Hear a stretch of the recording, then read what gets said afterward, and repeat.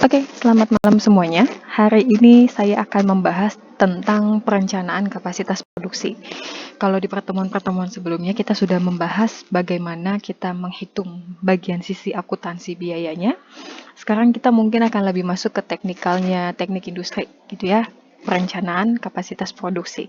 Artinya kita bagaimana merencanakan untuk kapasitas produksi. Kapasitas ini tidak hanya di sisi outputnya saja, tetapi kita akan menghitung berapa banyak sih sebenarnya investasi yang perlu kita lakukan ketika kita mau melakukan aktivitas produksi.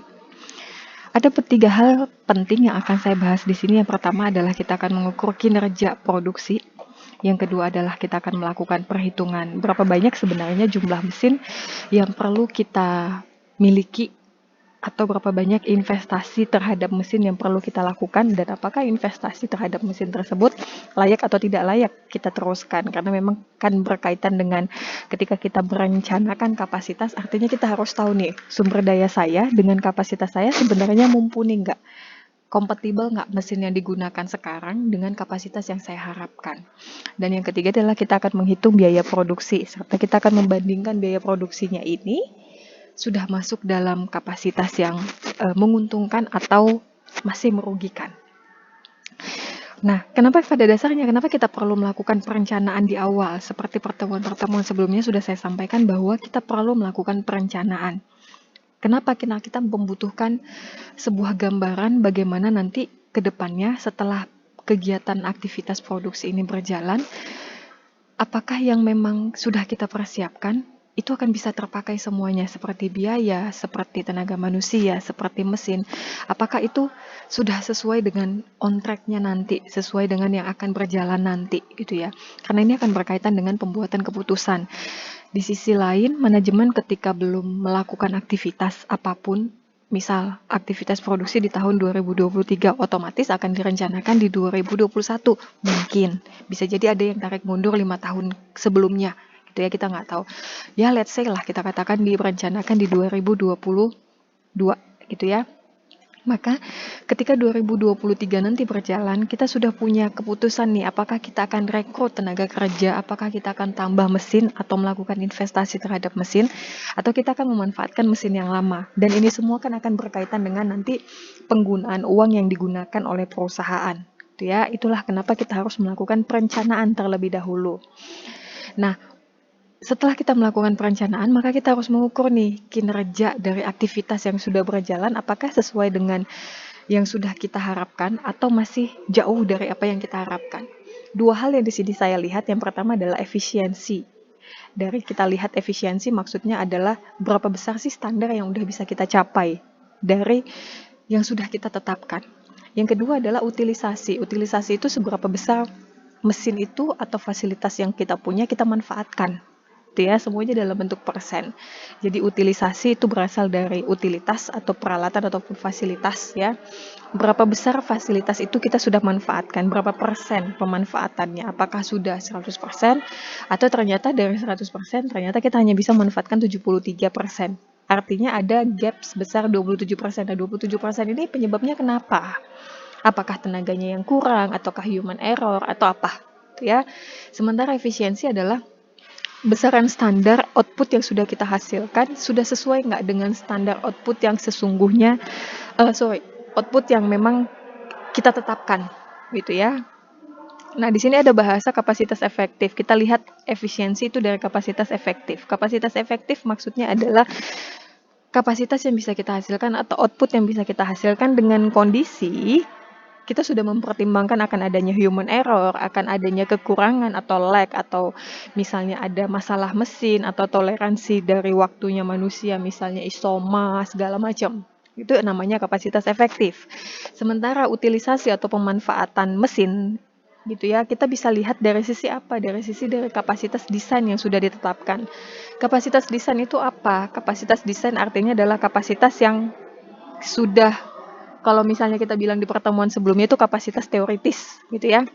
Artinya kapasitas yang memang maksimal tanpa saya melihat adanya kekurangan, tanpa saya melihat ada terjadinya kesalahan. Itu namanya kapasitas desain ataupun kapasitas teoritis. Ya. Next-nya adalah saya punya contoh, sebuah perusahaan yang bergerak di bidang transportasi pengangkutan tanah. Anggap ini truk pengangkutan tanah, menetapkan kapasitas desain atau memang tanpa cacat gitu ya, tanpa masalah.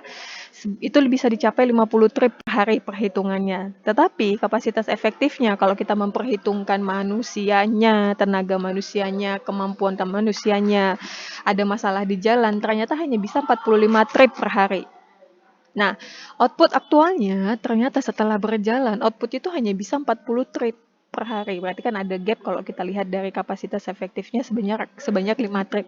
Tetapi kalau misalnya kita melihat dalam kondisi sempurna tanpa ada kesalahan, kita ada gap sebanyak 10 trip per hari. Ya.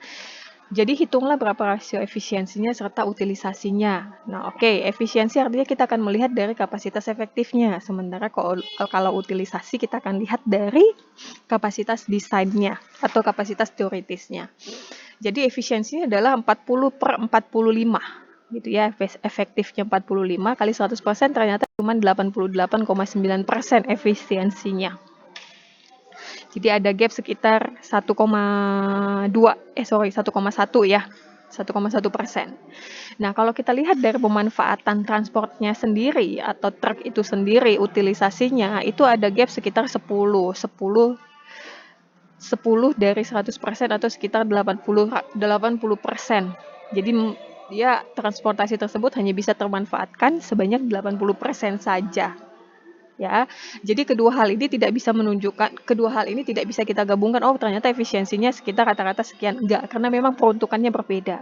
Kalau efisiensi kita melihat dari output yang bisa terjadi saat itu, standar output yang kita lakukan, output yang kita hasilkan itu sebenarnya berapa persen sih gitu loh, kemampuan kita itu berapa persen gitu ya, batas kemampuan kita itu sebenarnya berapa persen yang bisa kita capai, yang bisa kita kerahkan. Tetapi kalau kita mau lihat dari sisi mesinnya sendiri, ternyata kemampuan si mesin itu kita hanya bisa pakai sebanyak 80% saja. Itu ya, jadi paham ya perbedaan efisiensi sama si utilisasi. Nah, dari situ kita akan bisa menghitung kebutuhan mesin. Nah, kebutuhan mesin, kalau misalnya kita bilang, oh ternyata pemanfaatan utilisasinya 80%. Nah, ini akan menjadi masukan bagi si manajemen apakah kita perlu menambah mesin atau memang kita pakai mesin yang lama. Jadi kita nggak perlu lakukan investasi. Bagaimana kita menghitung kebutuhan mesin? Yang pertama, kalau kita mau katakan saya mau menambah mesin atau enggak, dua hal yang harus saya lihat. Yang pertama, kapasitas yang bisa saya hasilkan, serta kecepatannya. Ya, baru saya akan bisa tentukan apakah saya perlu menambah mesin atau tidak. Dilihat dari jumlah mesin yang akan bisa kita hasilkan dari perhitungan saya ketika saya melihat kapasitas dan kecepatannya. Kapasitas produksi bagaimana mendapatkannya? Yaitu jumlah produksi selama 1 bulan itu dalam satuan unit dibagi dengan rata-rata hari kerja. Nah, sementara kecepatan produksi itu saya bisa hitung dari jumlah jam kerja si mesin tersebut dibagi dengan berapa lama saya bisa menghasilkan 1 unit gitu ya. Lalu baru saya bisa akan tentukan jumlah mesinnya adalah kapasitas produksi dibagi dengan kecepatan produksinya. Gampang lah ya. Yang kedua, saya akan menentukan bagaimana saya memilih mesin. Apakah saya menggunakan mesin yang baru atau saya investasi di mesin yang baru atau saya pakai mesin yang lama. Gitu ya. Dalam memilih mesin ada ada beberapa hal yang menjadi dasarnya. Yang pertama adalah kita lihat dari biaya pasangnya. Tapi belum tentu juga ketika mesin baru biaya pasangnya mahal, otomatis kita nggak akan pakai karena dianggap merugikan. Belum tentu juga.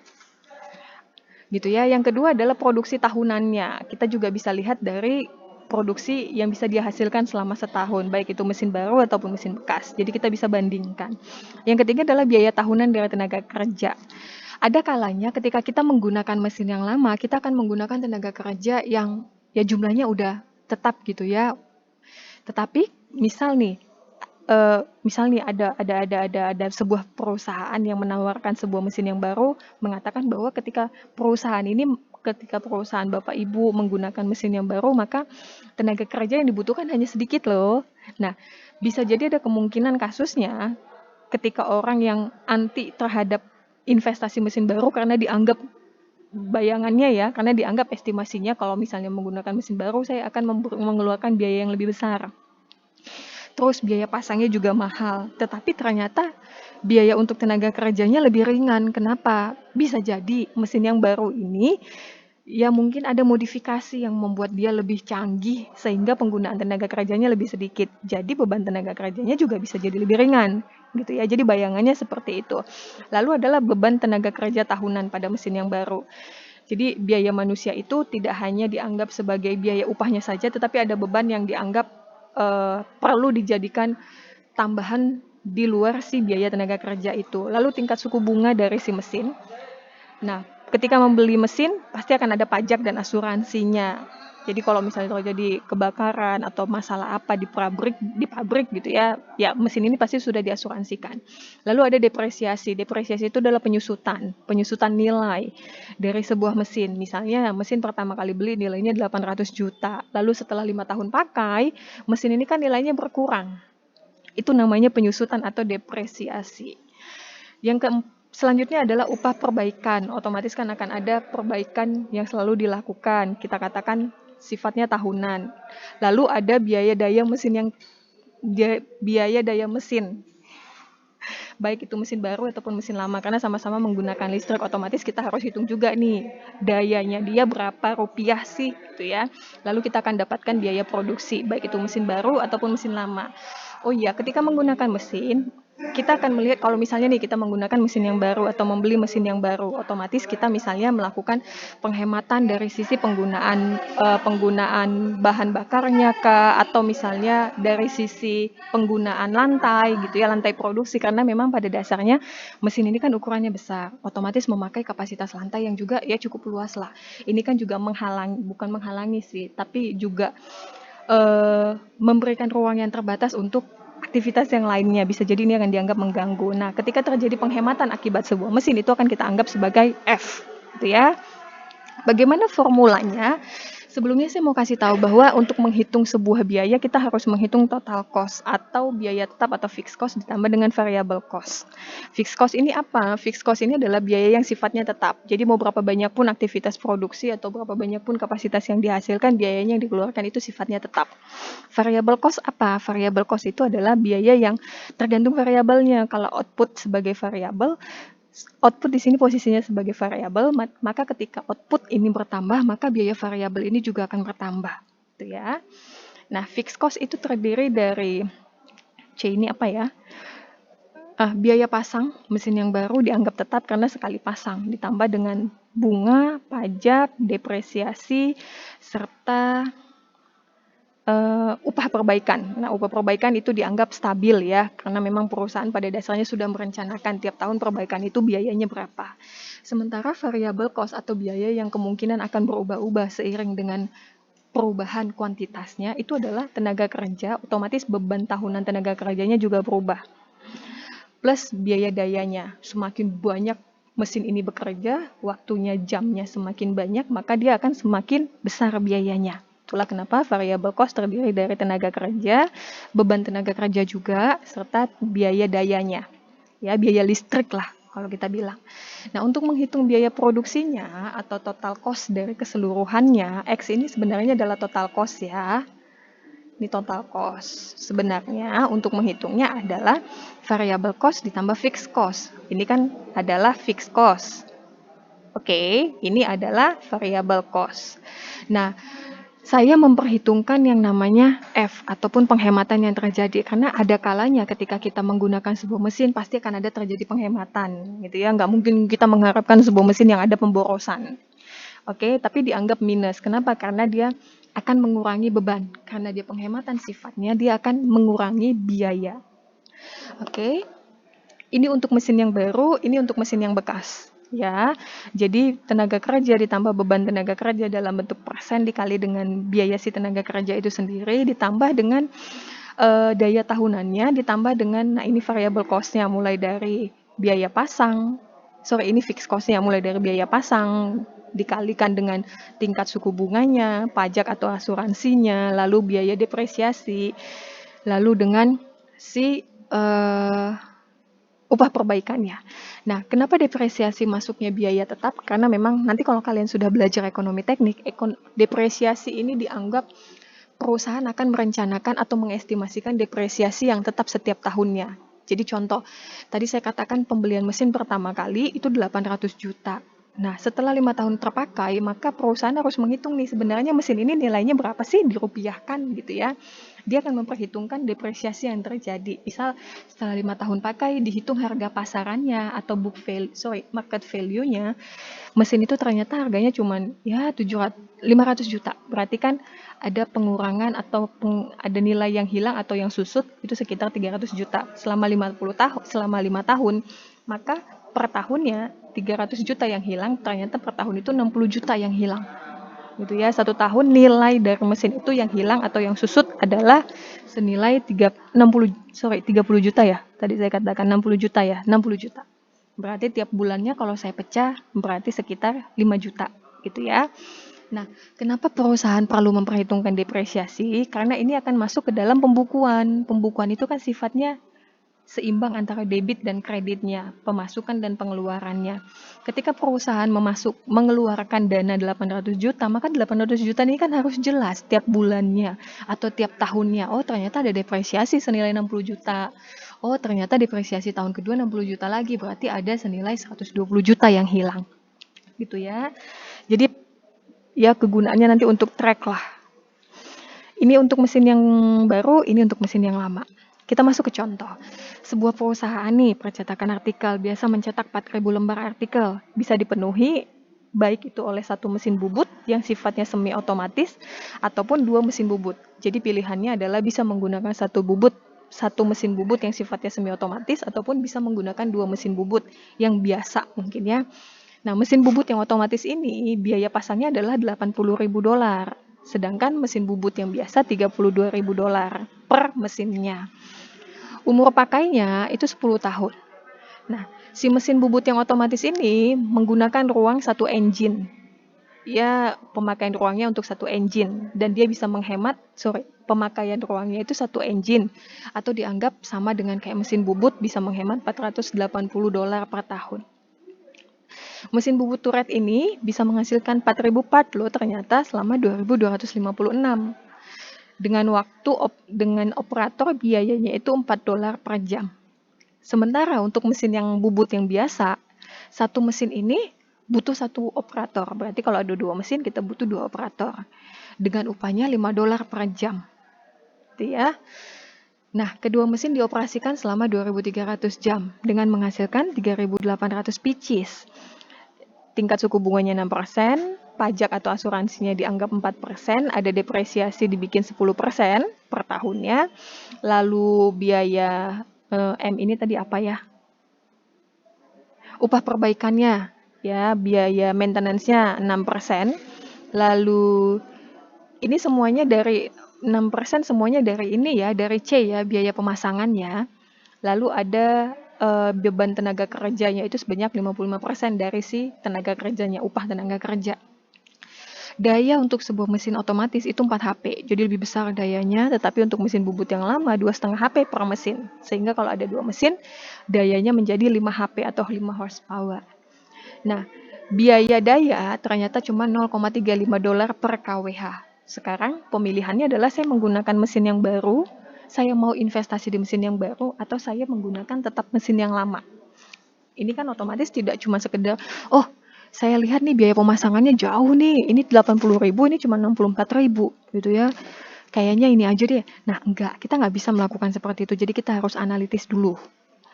Nah, bagaimana caranya? Kita harus menghitung biaya produksinya. Pertama, kita harus dapatkan dulu nih biaya daya tahunannya. Kan daya tahunannya tadi masih dalam bentuk KWH-nya saja. Maka cara untuk menghitung biaya daya tahunan atau P itu adalah ukuran besar dari si power dari si mesin ini sendiri kali 746. 74 ini bilangan statis ya. Jadi memang udah tetap untuk menghitung daya mesin.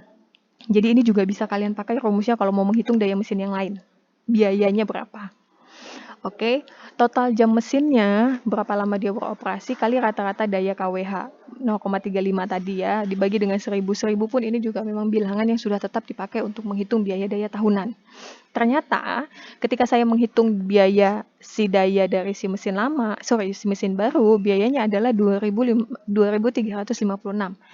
Tetapi ketika saya mau menggunakan mesin yang lama, untuk 2 mesin ini biayanya adalah $3.002. Jadi dengan 2 mesin ternyata biayanya gede sekali hanya untuk listriknya saja. Sementara saya menggunakan mesin yang baru, penghematan listriknya sudah hampir $1.000. Padahal biaya pasang mungkin terlihat lebih mahal, tetapi cuma sekali saja. Tadi diinformasikan bahwa terjadi penghematan sebesar 480 dolar. Oke, saya akan menghitung biaya produksinya. Biaya produksi untuk mesin yang lama, tadi biaya tenaga kerjanya adalah sebesar tenaga kerjanya nih, $4 per jam selama dipakai beroperasi 2.256. Berarti sekitar 9.024 untuk mesin yang lama. Karena ada 2 mesin, maka upahnya itu tadi adalah $5 per jam dikali 5 kali dia beroperasi selama 2.300 jam. Maka biaya tenaga kerja untuk semua tenaga kerja itu adalah $23.000.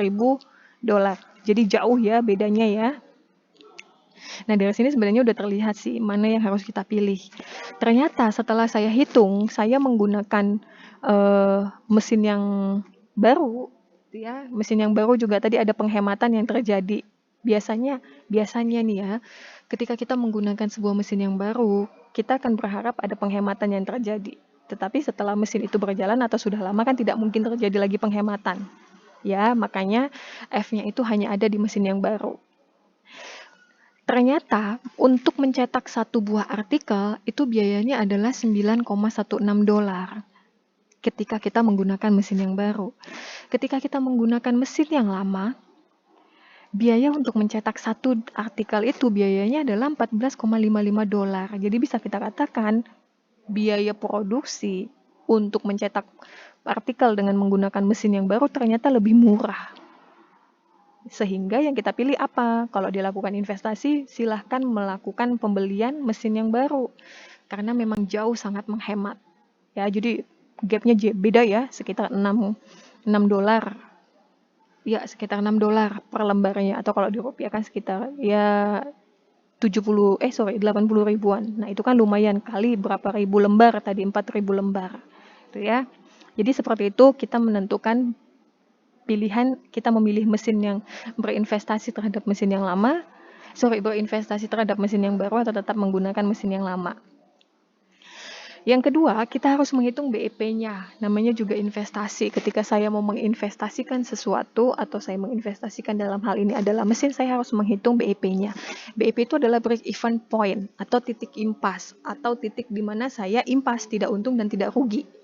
Jadi pada kuantiti tertentu perusahaan ini sudah kembali modal, sudah balik modal. Ya, ini adalah kurva, dianggap sebagai ini kurva total cost, biaya yang dikeluarkan, total cost-nya, ini adalah kuantitinya. Ini tadi saya katakan fixed cost. Ketika kuantiti bertambah, biayanya akan selalu tetap. Itu ya, baik itu mesin A, mesin B. Nah, BEP itu terjadi ketika BEP itu dianggap kuantiti itu akan dianggap BEP, menghasilkan BEP ketika investasi saya terhadap mesin yang baru maupun terhadap mesin yang lama itu ketemu pada satu sebuah titik, gitu ya. Bertemu pada satu buah titik, itulah yang saya anggap sebagai key atau quantity yang menyebabkan BEP. Disinilah dia yang menyebabkan baik saya berinvestasi terhadap mesin yang baru atau saya tetap menggunakan mesin yang lama, pada titik quantity tersebut perusahaan menghasilkan biaya yang dengan output segitu perusahaan dianggap tidak untung dan tidak rugi. Ini adalah rumusnya. FB atau fixed cost mesin yang baru, mesin yang B dikurang dengan fixed cost mesin yang A dibagi dengan variable cost dari mesin yang A dikurang variable cost mesin yang B. Itu adalah nilai Q-nya. Saya masuk ke contoh. Sebuah komponen itu bisa diproduksi baik dengan mesin bubut turret ataupun bubut otomatis. Ya, jadi baik bubut yang semi otomatis atau memang full otomatis. Perbedaannya, kalau mesin satu fixed cost-nya $500, variable cost-nya $2 per pieces-nya. Sementara ketika menggunakan mesin 2, fixed cost-nya adalah $1.600 dan variable cost-nya adalah $0,5 per pieces. Nah, diasumsikan siklus produksi komponen itu adalah sama, artinya jamnya dianggap sama. Nah, sebuah mesin akan menghasilkan 800 unit dan sebuah mesin yang lain dihasilkan 700 unit. Yang ditanyakan adalah mesin mana yang akan menghasilkan 800 dan mesin mana yang menghasilkan 700. Apakah A yang menghasilkan 800 atau malah ini B? Gitu ya. Ini kita anggap sebagai A. Dan mesin bubut yang otomatis kita anggap sebagai B. Oke, apakah mesin bubut turret yang akan menghasilkan 800 malah yang otomatis menghasilkan 800. Nah, kita harus hitung. Nah, di sini kita bisa lihat ya, kita dapat F, dapat V. Artinya kita bisa menghitung di Q-nya. Karena kita cuma punya formula itu. Q tadi adalah FA min FB. Nah, FB min FA dibagi dengan VA min VB. Oke, berarti 1600 dikurang 500 atau sekitar 1100 ya. 1100 dibagi dengan 2 dikurang 0,5, berarti sekitar 1,5. Nah, ternyata dihasilkan 2100 dan 2000. Oke, ini berarti kita belum tahu nih, ini apakah dia mesin yang A, apakah mesin B. Nah, lalu kita akan masukkan untuk yang 700 pieces, dihasilkan 1900 dan 1950.